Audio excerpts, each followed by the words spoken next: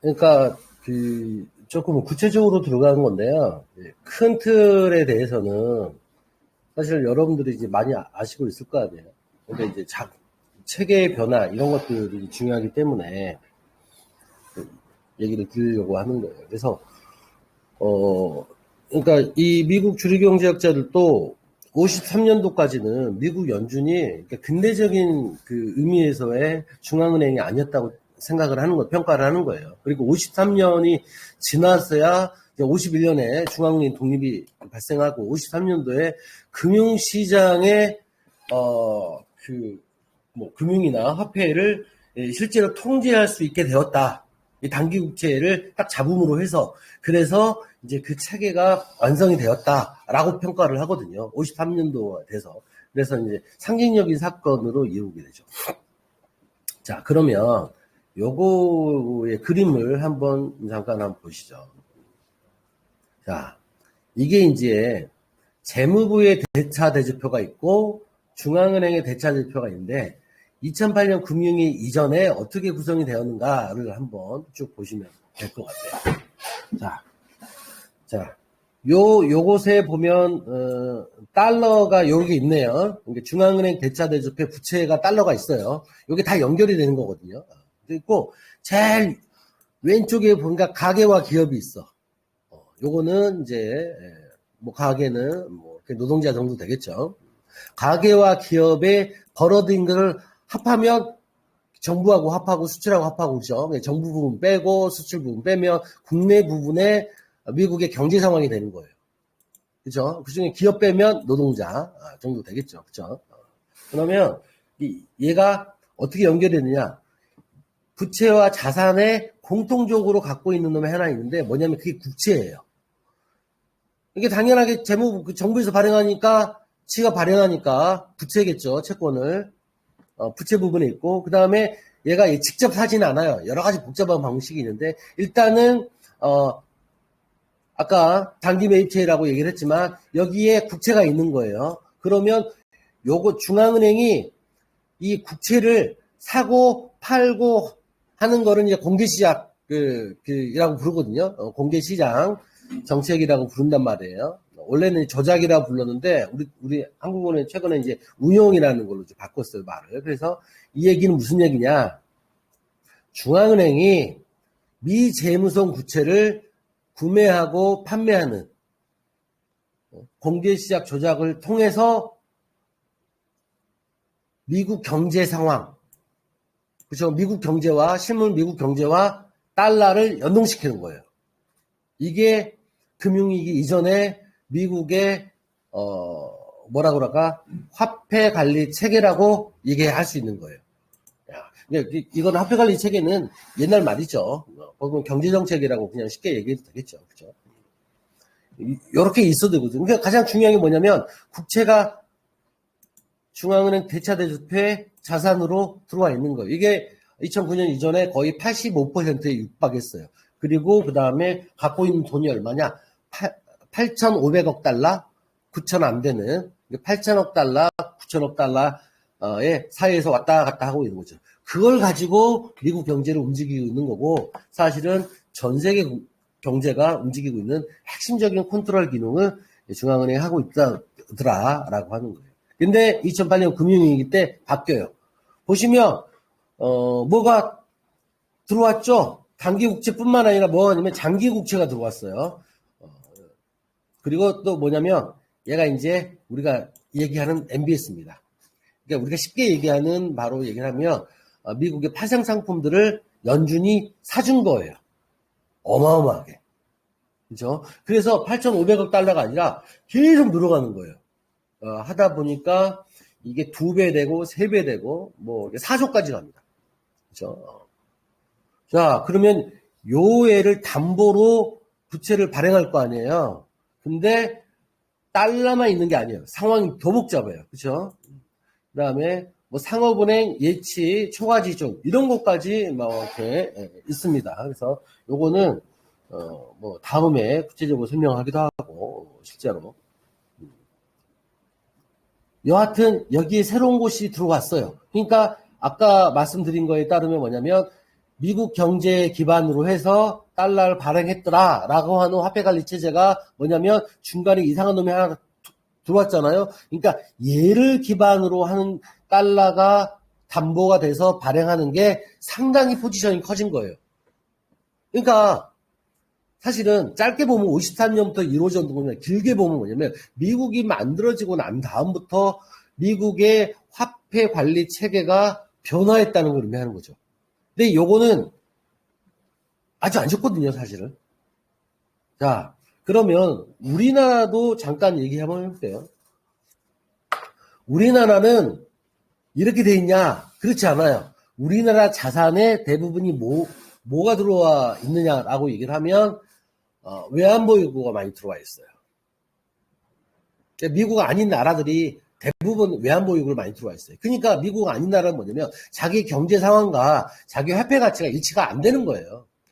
다 여기에 의존하고 있는 거예요. 특히 서유로 갖고 빼고 다른 나라는 대부분 그래요. 그러니까 우리나라가 원화의 가치는 우리나라 경제 상황의 가치를 반영해서 움직이는 게 아니라 뭐냐면 전부 다 미국 달러에 의해서 움직인다는 말이 가능하게 되는 거예요. 그러면 사실은 금융화 얘기는 뭐 다음에 할 수도 있겠지만, 그러니까 선진국의 금융화와 우리나라 같은 조그만 나라의 금융화는 달라요.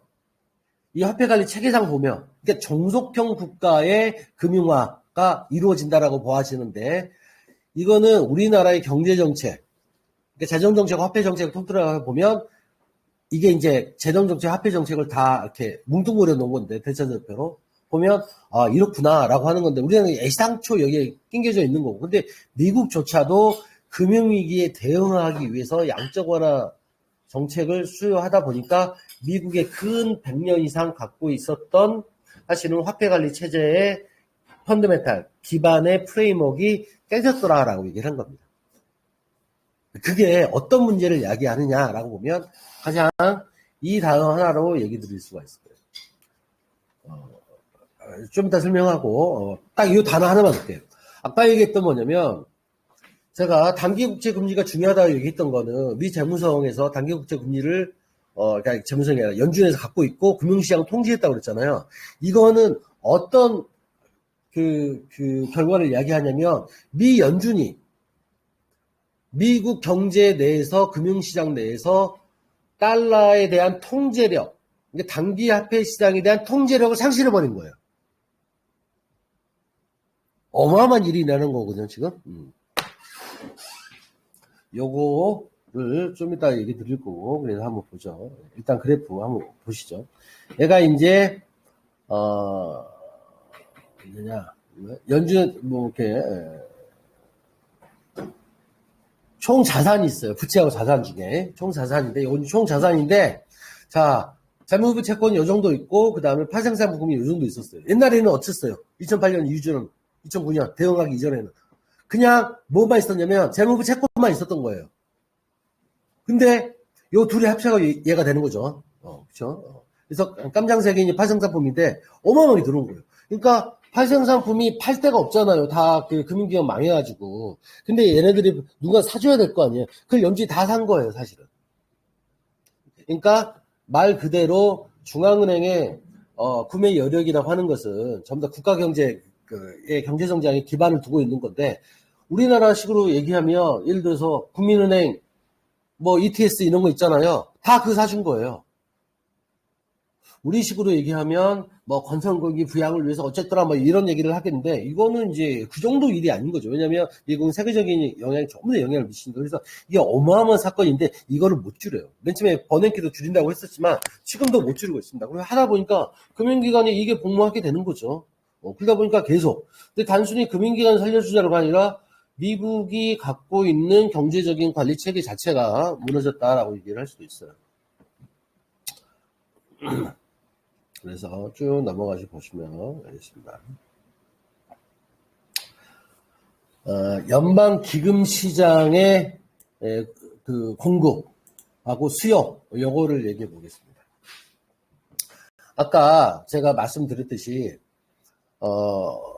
그러니까 중앙은행은 우리나라 기준금리 올리고 내리고 그래가지고 우리나라 이제 금융시장, 특히 이제 단기 금융시장을 통제하는 거잖아요.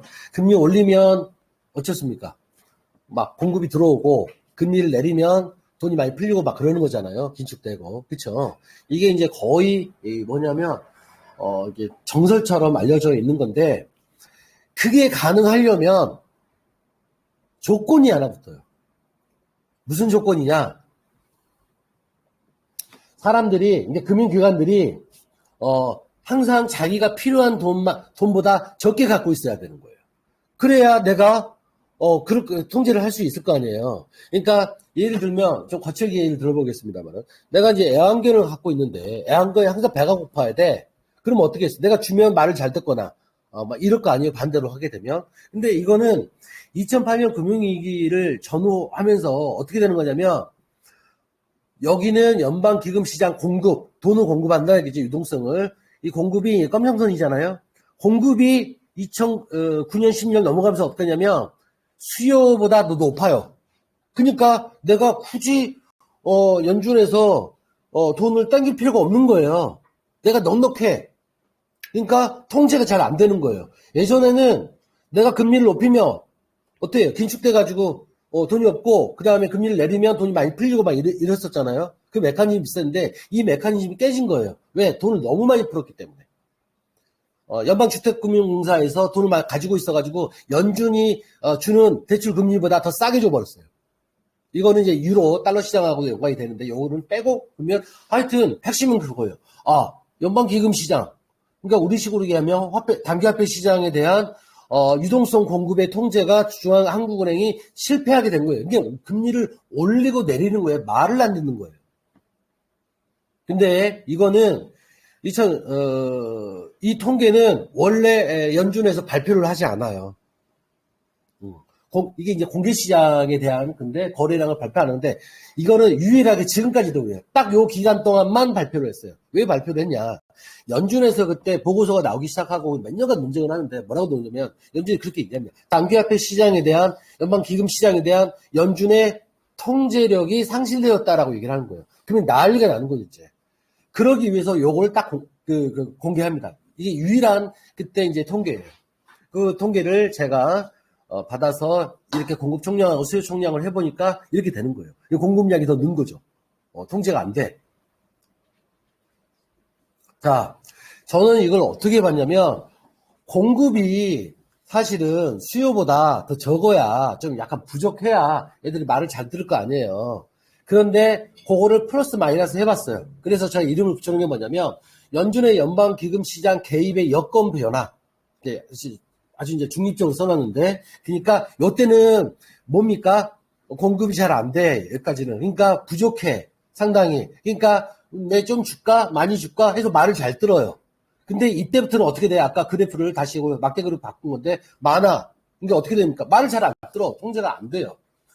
그러니까 연준이 기준금리 올리고 내린다 하는 것에 화폐 시장 통제가 안 되니까 그거는 어마어마한 이제 미국 경제의 혼란을 갖고 국제금융의 혼란을 갖고 시작하고 연준의 말을 안 듣는. 그래서 달러가 제일 많이 모여 있는 시장은 사실은 미국이 아니라 유럽이잖아요. 유로 달러 선물 시장인데 거기하고 막 싸우고 막 그럽니다.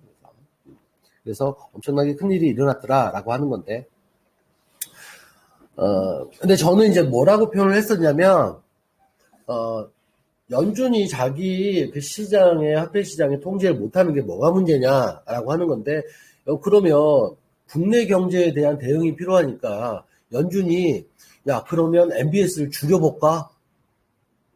금리를 어떻게 만들어볼까? 이런 얘기들이 어마어마하게 일어나거든요. 근데 그게 사실은 미국이 제국주의 국가고, 기초통화 국가고, 자기 그 국가를 위해서 안위를 위해서 가장 첫 번째 정책을 도입하는 게 인지상정이잖아요. 근데 이게 옛날에는 같이 갔어요. 미국이 잘 살게 되고 호혜롭게 하게 그럼 다른 나라 좀 하고 야박하게 하지. 근데 이게 끝나는 거예요. 다른 나라를 눈여겨 볼 시간 자체가 없는 거예요. 그래서 그때부터는 미국이 다자주의 아까 양자주의 그랬지만 말 그대로 양자주의로 이제 맞다이를 뜨는 거죠. 야, 우리 힘들어. 그러니까 우리가 정책 세우는 게 네가 어렵게 되겠지. 근데 우리는 어쩔 수 없어. 그래서 막 쏟아붓기 시작하는 겁니다. 근데 그런 맥락에서 보면 트럼프가 지금 관세 올리고 어쩌고 저쩌고 하는 거는 뭐냐면 지금 와서 그 강도가 다변화되거나 조금 세졌을 뿐이다라고 하는 거예요. 이미 시작은 2008년 금융위기에 대한 미 연준의 혹은 미 재무부의 대응 때부터 시작이 된 거예요. 그러니까 이 체계가 그게 지금은 뭐 달러 지배 체제, 뭐 브렌트 우주체 끝나고 새로운 마라라고 협정 체제라고 하는 건데 장기간 지속이 되고 있는 거라는 거죠. 거기서 그러니까 저는 이제 아주 그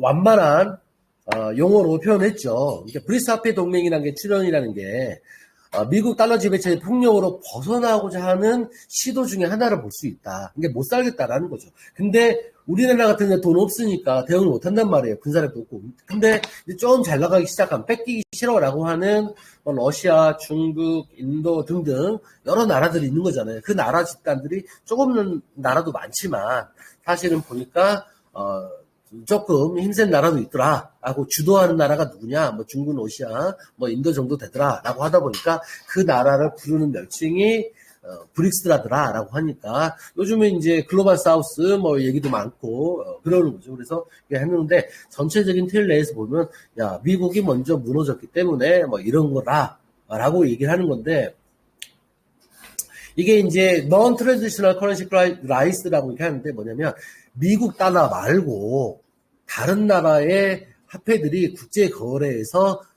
활용되는 비율이 점차 늘어나고 있더라라고 하는 것을 그냥 그래프로 표현하고 있을 따름입니다. 예, 보시면 실제로 다 알고 계시는 거가 되겠죠. 여기서 이제 빅4라고 얘기했고 미국, 유럽, 그다음에 일본, 그다음에 여기는 이제 그 영국, 그레이트 브리테인 파운드, 그 다음에 여기는 나머지 조그만 나라들 뭐 이렇게 나오고 여기는 이제 뭐 있네요. 원화도 저기 이제 위엔도 있네요. 위안도.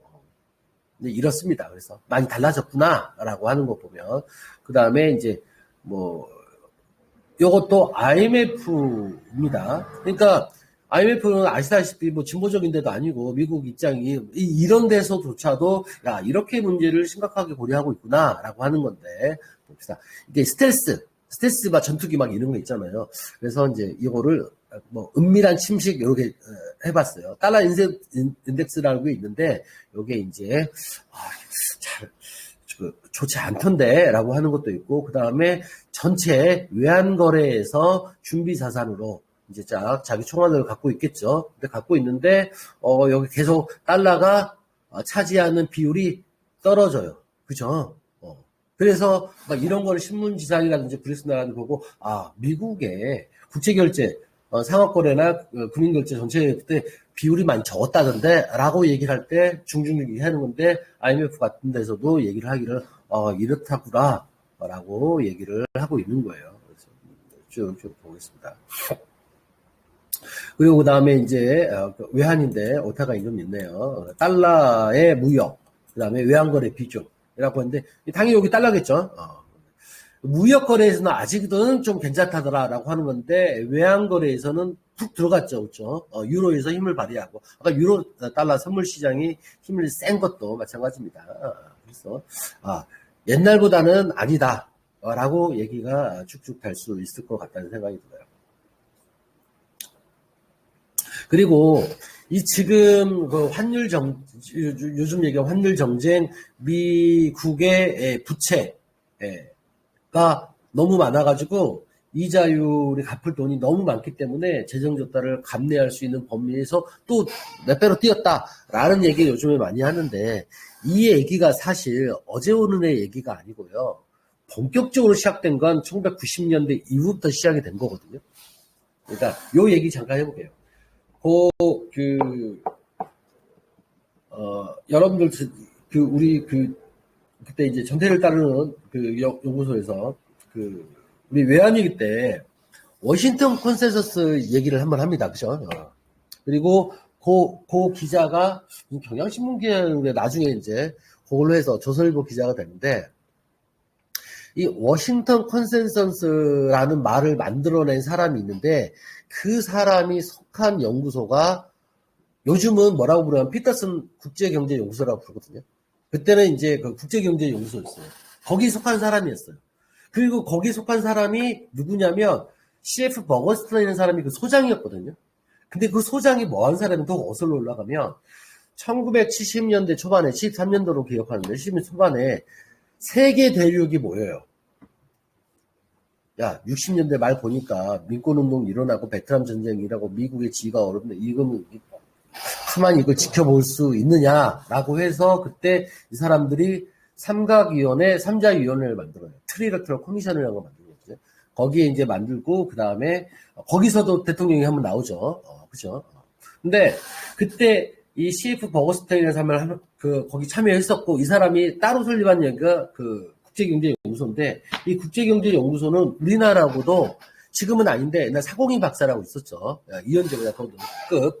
이 사공인 박사하고 이제 장관급들하고 이제 우리나라 세계경제연구소하고 뭐 1년에 한두 번씩 해서 워싱턴에서 회합을 가지고 막 그러는 거예요. 근데 이게 그냥 그 토론이 아니라 사실은 우리나라의 경제정책에 지대한 영향을 미치거나 방향을 해주는 그런 연구소거든요. 그 CF 버거스턴이 90년대 이후에 보고서를 써요. 90년대 말. 그리고 2000년도 엄청 써. 그때 한 얘기가 지금 그러니까 그 스티브 미란이라든가 그 트럼프가 하는 얘기가 똑같은 얘기예요. 이게 지금 달러가 지금 우리 감당할 수 없을 정도로 고평가되고 그 다음에 거기도 우리가 금리를 감당할 수 없을 정도로 그 국가 부채가 지속이 되는데 이거 어떻게 해야 되냐라고 하는 얘기가 계속 쭉 오는데 지금 트럼프의 이상 행동에 대해서 이렇게 지금 그러면 완전 망하게 생겼는데 라고 하는 건데 제가 이제 강조하려는 그거죠. 얘가 되게 오래됐다는 거죠. 되게 오래됐고 그 다음에 이가 엄청나게 큰 문제고 그 다음에 아시다시피 브릭스 국가들이 우리의 이해관계를 뭐냐면 대변해 주지도 않고 그 다음에 또 다른 하나는 우리의 진보적인 생각을 오롯이 반영해 주지도 않을 거 아니에요. 자기도 힘드니까. 그죠? 그런데 지금 달러 패권의 반대편에 있는 그나마 유의미한 그 그룹이 누구냐라고 했을 때 브릭스인데 브릭스가 그러면 어느 정도로 대표성을 갖고 있는가라고 보면 여기서 2022년도에 요 사람들이 조사를 해봐가지고 브릭스 국가들의 탈달러화가 어느 정도 지금 진행이 되고 있느냐를 보여주는 건데 이게 세계은행 한번 보겠습니다. 다 이런데 브라질, 러시아, 중국이 압도적으로 좀 세죠, 그죠? 그래서 다 합해봐야 13% 정도더라라고 하는 거고 그 다음에 국제개발협회가 있는데 여기는 좀 낮네요. 7.4%. 그리고 여기는 중국이 세계은행에서는 좀 포션이 높았는데 여기는 좀 인도가 좀 높네요. 그리고 다자간투자보증기구에서도 8%, 국제통화기금에서는 14%. 그나마 조금 더 높네요. 그죠? 그리고 중국이 6.08%로 들어가게 됩니다. 그죠? 이게 이제 중국이 IMF의 SDR, 특별인출권 쿼터에서 들어간 게 그 결정적인 계기가 우리나라에서 이명박 정부 때 G20 그때 했었잖아요. 그때 들어간 거거든요, 이게. 그래서, 좀 높죠. 이거 함부로 들어갈 수 있는 데가 아니니까. 우리가 한 1%인가 1% 미만으로 해서 합의 보고 그때 G20 했다고 알고 있는데, 그게 이제 14% 정도입니다. 그러니까 달러가 무역에서도 차지하는 비용이 지금 되게 높고, 그 다음에, 외환거래에서는 조금 이제 더 줄었죠. 그럼에도 불구하고, 지금 브릭스 국가들의 대표성이라는 게 전부 다 합해서도 제가 20이 안 돼요. 그죠? 20이, 이게 80대 20으로 싸우는 거하고 똑같은 얘기인 거죠, 지금. 그래서 과연 아무리 설계를 잘한다고 해도 이 중상주 국가들이 미국하고 제대로 붙게 되면 뭐냐면 자기 지역 얘가 만약에 전부 다 협력한다고 단일 사안을 협력한다고 할지라도 과연 대항할 수 있는 경제력을 갖고 있거나 혹은 다른 한편에 보면 이게 우리가 보통 오타키라고 하는데 자급자족 시대로 안전하게 폐쇄 경제 자급자족으로 해서 가능하냐라고 하는 게 전부 다 해서 거의 끝난 데 다 됐어요. 지금 거의 20. 한번 저기 질문이 좀 있는데요. 네, 중간에 적어 두시고요. 잠깐요. 네, 네, 선생님 적어 두시고, 왜냐면, 한 10분 안에, 한 5분 정도면 끝날 거거든요. 5분 안에 끝날 거예요. 그래서, 요노트라라고 얘기하는 거예요. 그래서, 여기 보시면 이제, 그거를 이제 말로 쭉 적어 놓은 내용이겠습니다. 우리가, 지금, 중국의 CIPS, 이제 위안화 국제결제 시스템이 사실은 스위프트를 대체할 수 있다더라라고 얘기를 하거나 혹은 CIPS가 이거 무슨 원장 뭐 이런 거 해서 가능하더라 라고 얘기가 그 정도 들어가 있어요. 그래서 중국이 다 먹진 않을 거다. 자기가 다 돈 들어오면 그 정도로 얘기하고 있는 거고 그 다음에 쭉 넘어가면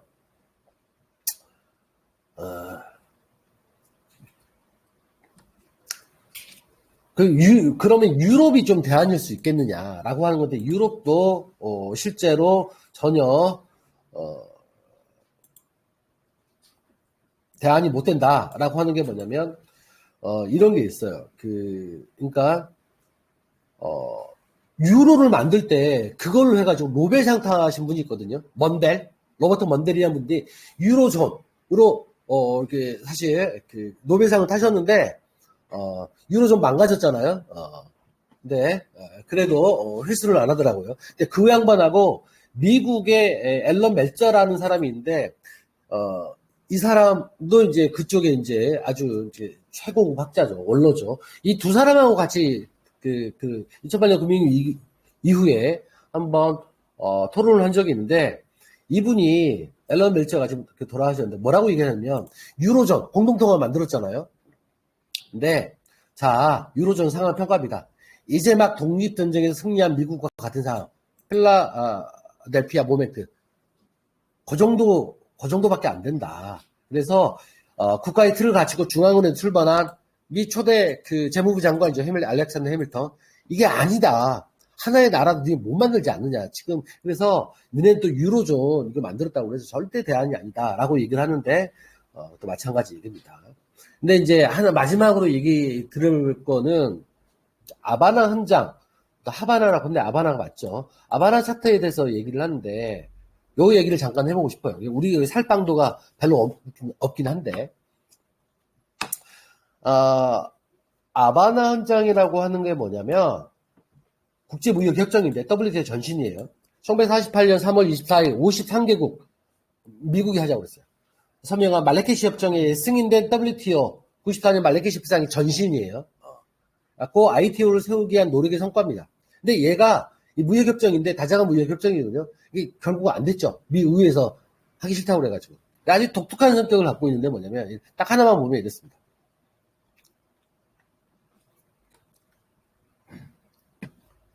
이 협정에 같이 한 사람들이 그러니까 이거 법률 용어라고 그러니까 일방체합국, 타방체합국. 그러니까 둘이 같이 해요. 미국과 우리가 같이 해. 근데 협정에 따라서 혹은 협정이 비롯돼서 실업, 사회적 불안, 물가가 막 치솟고 이런 경제적인 여러 가지 혼란이 치솟으면 그 협정을 체결한 다른 놈들도 책임진다는 거예요. 부담을 같이 한다는 거죠. 그래서 국제수지 불균형을 제거한다는 거예요. 그리고 이거는 협정의 체합과 동시에 그거를 조사하는 기구를 만들어가지고, 야, 우리 무역협정 했는데 서로 어떤 나라가, 다른 나라 하나가 다른 나라를 엄청나게 더 갉아먹더라. 라고 하는 것은 아닌 거잖아요. 그거가 이 아바나 헌장의, 되게 의미 있는 핵심 내용입니다. 그러니까 우리가 이제 달러 얘기하든 통화질서 얘기하든 결국 국내에 사람이 살아야 되고 그랬을 때는 폐쇄 경제 아니면 공동 협력에서 살아야 되는데 그때 어떤 불가피한 사정이 생길 수도 있다라고 하는 것에 보면 이런 내용들이 있더라라고 하는 건데 이 내용을 통해서 달러 협력 체제가 그럼 다른 달러 받고 브릭스 받고 러시아 위안화 받고 이런 얘기도 되게 중요한 얘기지만 다른 한편 보면 궁극적으로 국내 경제나 사회 혼란을 제거하기 위해서는 그 다른 안도 이제 마련돼야 할 필요가 있지 않겠느냐, 뭐 이런 생각이 좀 들어서 이렇게 해놨습니다. 자, 자, 좀 길었지만 마치도록 하겠습니다. 감사합니다.